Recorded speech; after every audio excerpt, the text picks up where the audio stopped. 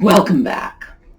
Well, I thought we would take some time today and talk about the elephant in the room, which is our resale businesses.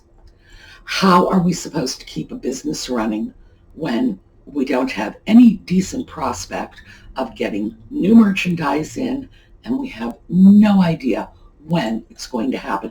But that's mine and you just leave it alone. Right here. I'm just going to put it away. It's not yours. Anyway, when Audie is through stealing from me, we'll come back and we'll talk about this because I do have a couple of ideas and maybe they'll prove useful. All right, see you in a minute. Are you stealing? Are you looking for stuff to steal? Yes, you are. I know. And it's because you're such a bad boy, aren't you? Yes, baddest little kitten.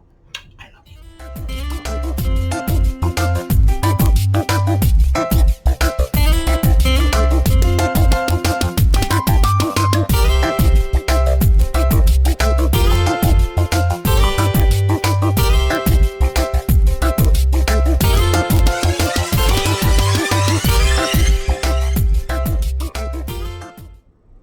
So, the elephant in the room. We are ostensibly resellers. At least that's what we're trying to be. That's what we're hoping to be. And none of us have been able to replenish our stock of resale goods for at least a month. I'm sure a lot of you are running low. You're looking around saying, well, gee, it would be nice if I had something to sell. Let's start by looking at the upside of this before we look at the downside, because I think we always do better if we approach this from the point of view of a half full glass. If your inventory is running low, first of all, that means you are selling. Congratulations. Pat yourself on the back. You're doing what you're supposed to be doing. You're doing what you had intended to do by opening your own little business, even if opening your own business consisted of writing a few eBay listings. Great. Good job. I know for me, I'm actually rather pleased that my inventory is decreasing because I always have a problem staying on top of my listings because Etsy was a new system for me when we started this last year, and I'm still just not into the sync of things yet. So this is good for me. It's forcing me to list. It's forcing me to continuously list, and I'm watching the inventory piles decrease. Now, one of the biggest reasons this is good for me is because my inventory is all over my kitchen now. It used to be all over my schoolhouse. But sadly, tree, disaster, eek, stuff, kitchen. I eventually, of course, I would like to get it relocated into the doll room. And I know it seems odd that I never started off in the doll room to begin with, but I didn't. I always considered the dolls rather separate from the porcelain, which is foolish because they are both resale items. So, how stupid is that? So what I should probably consider doing while all this is going on is just completely restructuring how and where I am storing this stuff. But for the moment, I'm just grateful to see the piles of stuff in the kitchen go down. Now, if you're looking for things to sell, if you're just sitting around saying, well, I sold a lot and now I'm getting down to the dregs, the things that maybe they weren't my best buys, maybe, there was some damage or, they're harder to unload, whatever. I usually refer to them as the dogs, but frankly, whenever I've had dogs, they've always sold beautifully, so I think I'm going to have to find some other little descriptive method of dealing with that. but I guess for the moment, they're still the dogs. The things that I'm thinking, gee, I don't know if I really want to list that. It wasn't a great buy, for whatever reason. I found, interestingly enough, that all I had to do to come up with at least half a dozen new items to list was just take a look at my different inventory piles. And let me give you an example. This piece right here. I got this about 7 or 8 months ago. Really, it was a long time ago. I brought it in, I set it on the table, and started putting stuff in it. I immediately just turned it into a storage bin. No need. I've got boxes everywhere, but that's what I did. And I found all kinds of stuff in here. I found tubes of paint. I found brushes. In the meantime, of course, I should be listing this because pieces like this, these sort of rustic pieces with the drip glaze, they've always done very well for me. And this one's just been holding paint. Why? Because I couldn't find anything better to stick the paint in? Well, of course I could have, but I just did it.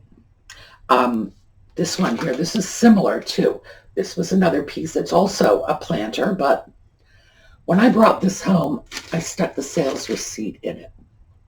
And then I went out shopping a few days later and stuck another receipt in it. And of course, before you know it, this is what it looks like. No need of that. I have a very nice, very decorative little shoebox that I set aside just for those receipts. So I need to dump that out into the shoebox and list those items. This is another piece that I found.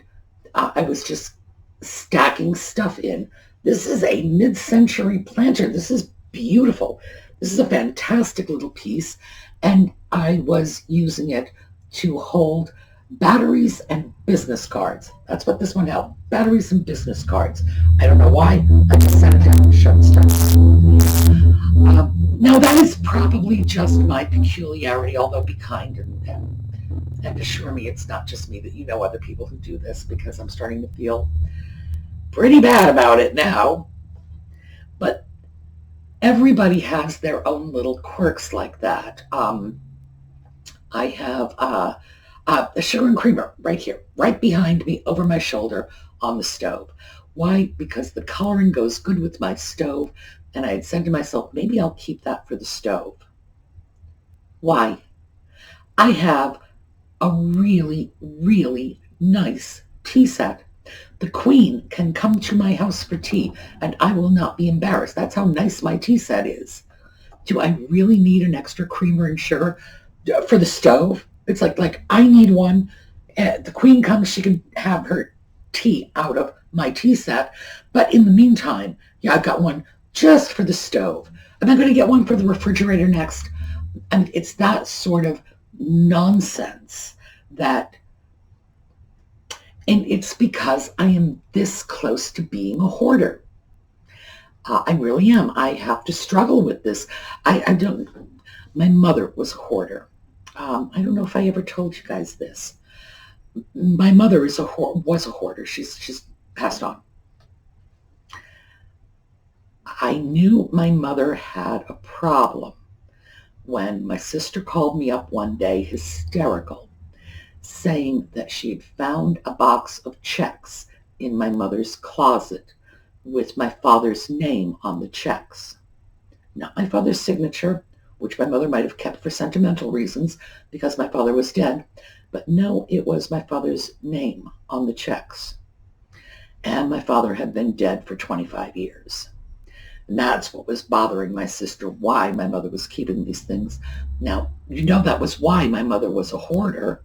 My mother was a hoarder because she was young, lost her husband, and by golly, she wasn't going to lose anything else if she could help it.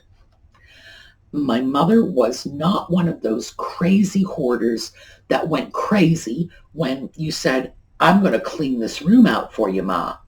She was like, oh, thank you, dear. And she would walk away. Bless her heart. She would let us clean the mess. And that's how we would manage it. We would just get somebody to take her out to lunch, and the rest of us would just clean it up. That's probably why I fear being a hoarder and why I'm just so close. It's like a love-hate relationship I have with it. So I need to be very mindful of the fact that if my inventory gets too high, I've got to start being a little brutal, shave it down, and start selling. So my issue, and I'm not trying to put my issues off on you. We all have our own, and believe me, I wouldn't wish my craziness on anybody. But that's what I have to contend with. Other people have different issues to contend with. Other people have resale stock in their homes, and they have family in their homes, and people are picking stuff up off the chairs saying, I want to sit here, and then you get embarrassed because I had those Afghans because I was going to take pictures of them, and we've all got our own issues is the point. For me, I need to decrease the amount of stuff I have, and fortunately that is happening because sales are still strong, at least right now. So I'm able to move a lot of things out. Great. So what happens when I move out everything I need to move out and we're still not able to get back shopping? And we could be facing that. I know that for me in my state, I've got another 2 weeks worth of lockdown. And I was calculating the amount of goods I have to list in my Etsy shop over the next couple of weeks. And I'm thinking I'm probably going to be down to the wire at the beginning of May. And keep in mind, there's no guarantee that the governor is going to let us go shopping in the beginning of May. None. So I'm looking at this, and that's one of the reasons that taking a look around and saying, wasn't that supposed to be a resale bin? It was. I bought it for resale. Same thing with my creamer and sugar up there. I bought them for resale. They ended up on my stove. Well, they're going to have to come off my stove, go back into the sink, get photographed, and get listed. Same thing with this. I was just about to say I need to find another place to keep my batteries, but that's not true because I actually do have a battery box. It's even got a little label on it that says batteries because I take that whole hoarding thing very seriously. This needs to be listed. That should have been listed 6 or 8 months ago. Same with this one. And then I start to feel guilty when I realize that people probably saw me buy these things and probably said, well, gee, now I have a chance to get it. And it's been months and they haven't seen it. And I feel bad about that because, if somebody actually wanted this and I did nothing but literally stuff junk in it, in this case, stuffing receipts in it, just because I was too lazy to go get that receipt shoebox, well, that doesn't make me feel really good about myself. So what I'm doing is I'm going through things, all the stuff that I know I want to list, the things that are waiting to be listed, and then I'm going through the puppies, the things that maybe I should have listed or I should have decided to redonate them, one or the other. For the most part, I really do need to just list them. It's not like they're really bad or awful. It's just, I just need to list them, and I need to write in the listing, this isn't a perfect piece, or, whatever it is that has kept me from listing it. And then when the piles start getting down, and in 2 weeks it's going to, maybe I ought to consider moving it into the doll room where it belongs. But, I'm not going to push myself on that. I'm going to take what I can get out of me because, I know that's going to be a struggle. But in the meantime, I need to look at some other things, as do you. There are things that I really hadn't considered listing on Etsy. I've got all these project lamps that I've been working on for the last year. I need to start listing them on Etsy. I need to make them available for people who've watched them.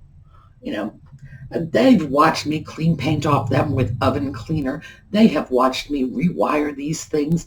And I'm sure a lot of people have been saying to themselves, gee, I would like to have that lamp. Well, that's good, because I would like to sell it to you, because it needs to get out of my kitchen. Thank you very much. So that's what I'm doing as well. If I eventually get to the point where this entire hoard is like under control, the next thing I'm going to do, and this is one that I strongly suggest you do right along with me, is I am going to start going through all of my things and just say to myself, is this something I really want? And why would I do that? Because all of my things are antique or vintage. I don't buy new stuff. When I buy something, I'm buying it at an antique shop or a flea market. It's old stuff. New stuff has very little appeal for me. So if I decide I want to change out my jewelry box, for example, I have a really nice jewelry box, the beautiful antique piece. I will just list it and then go find something else. And that's something I strongly urge you to look at doing, because, and we've had this discussion before, because, I can be lazy about this, and we've talked about this, and my goodness, you folks are just like therapy for me. Thank you so much. It's like having a therapist and no bill. Remember we spoke about those little, the little soy sauce containers from Chinese takeout, and that's what I was keeping the perfume samples in my bathroom. Yeah, and meanwhile, I'm at thrift shops or antique shops 2-3 days a week, seeing beautiful containers left and right. Do I think to pick one up to hold my little perfume samples? No, I'm perfectly content with this little plastic thing that someone gave me for free in a Chinese restaurant and filled it with soy sauce. I really need to take a look at that, because not all of the things I have are, in fact, little plastic things.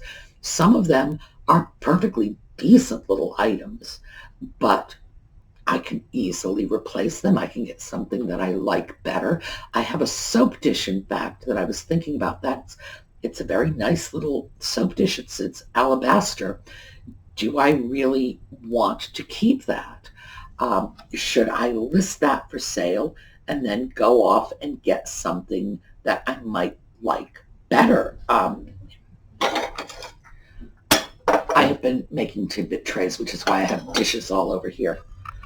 Wouldn't that make a great little soap dish? That really would. This is a beautiful little Firebird piece, Japanese porcelain. That would make a wonderful soap dish. So why do I have this alabaster piece that it's fine, but it's not me. It's not something that I would say, oh, I love that. Oh, I spent days looking for that, and this is the one I picked out. So take a look around your homes and see if there are things that either can or should go into your resale hoards. We could be in this for a while longer. I would say it's a safe bet. We got another 2 weeks, a very safe bet. I would say some of us may have longer than that. So let's get cracking on the listings, because while we are captive at home, so is our target market. Our target market is online buyers, and they're all at home too, with nothing better to do than shop online. So let's start giving them what they want. Let's give them something to buy. Now, when you start to look at, your stuff and whatever it is you want to call the dregs of your resale pile. I told you I call them my dogs, and that's terrible. It's unkind to dogs, but When I start looking at pieces like that, I am looking right now at moving them into my listings, because I would rather move one or two of them in now than wait until that's all that I have left. Because whether you're dealing with an eBay shop or an Etsy shop or just eBay listings, you want to be able to encourage people to go to your shop or your listings, and you don't do that with second-rate items. You do that with first-rate items. So if you want to put a lesser quality item, and I would imagine that you're thinking of putting a lesser quality item at a lower price, which is of course what you should be doing. You want to draw people in, lesser item, lower price, come on in, grab this. Great. Start doing it now, because what you don't want to do is run out of all the good things and then have nothing but the dregs, the last little bits, the stuff you would consider just bringing back to Goodwill. No, because then, people, you just won't get the traffic, because the people will, you'll get some bargain hunters, I'm sure, but the people who are looking for better quality things will not be going to your shop, because you won't have them. You'll just have the dregs of your inventory. So move that stuff in now. But definitely, let's take advantage of this period right now of sort of enforced solitude, and let's start getting our listings going. Now, if you have trouble with it, and I know I've mentioned that listing on Etsy, I do not find that as easy as listing on eBay. I can just list on eBay in my sleep. I've been doing it a long time, and I never quite caught on with Etsy, so it's always going to be a little more difficult for me. If you have trouble listing, and I know a lot of you do, because a lot of you have said, I have trouble listing, and I do pay attention, truly I do, set yourself a goal. A reasonable goal, a goal you can achieve. I would say just set yourself the goal of 4 listings a day, and just see if you can get 4 listings out every day. And if you have a good day and you manage to get 5 or 6 listings out, hey, you only need 2 the next day, So, but see how much you can get listed now. The buyers are there. I know I'm all over eBay and Etsy just looking at stuff right now, because it's been a long time since I've actually been able to go out shopping. And I wouldn't go so far as to say I'm a shopaholic or anything like that, but when you're used to doing something, you're used to just the variety of seeing different things for sale, it's a little hard to break those habits. And I don't think we are going to be in this enforced lockdown long enough to start worrying about creating new habits. I think we just need to tough our way through this. So keep in mind, same thing's going on with your potential buyers. They are at home. They're not able to go shopping. They're not able to get out there.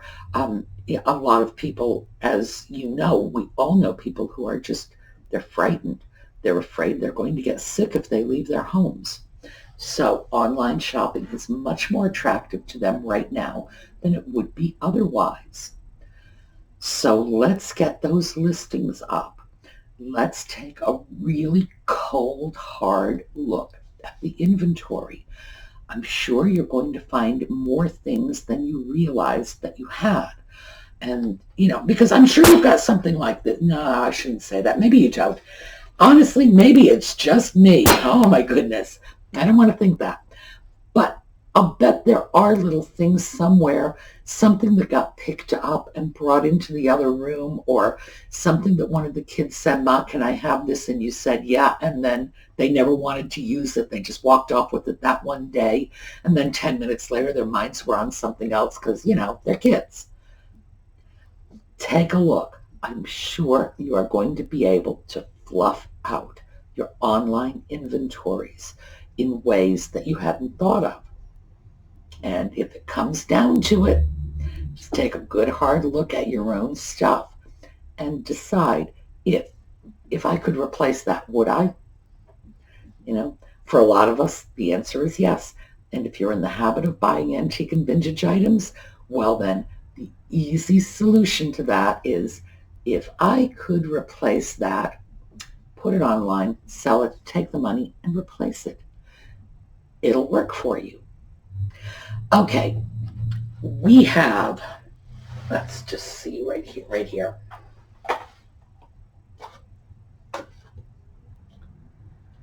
We have a winner for this. This was the watch bracelet that Karen Hopper had made.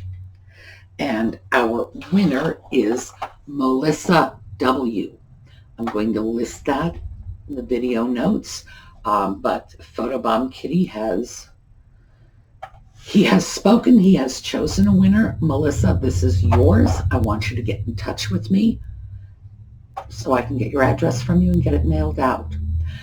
I would like to escalate the giveaways. So as soon as we can get the next giveaway going, we're going to do it. I think maybe we'll just do another giveaway. We'll start one tomorrow because I think we all need something nice to look forward to. And we have some beautiful jewelry and other repurposed jewelry items from Karen. We have soaps from Dinky Loves. We have some fabulous pieces of rose medallion art jewelry from Randy. And you know, that's all very sentimentally insignificant for me because those are the pieces of rose medallion that did not survive the schoolhouse roof caving in. And boy, Randy sure took lemons and turned it into lemonade. So I would love for as many of you as possible to get a piece of that beautiful china that would otherwise have been lost. So tomorrow we're going to announce another giveaway. Melissa W., this is yours. You get in touch so I can give it to you. And we're going to start getting rolling on the giveaways. Because like I say, I don't know about you guys, I need something to look forward to. So let's start creating something to look forward to. All right, have a great day. I will see you all tomorrow.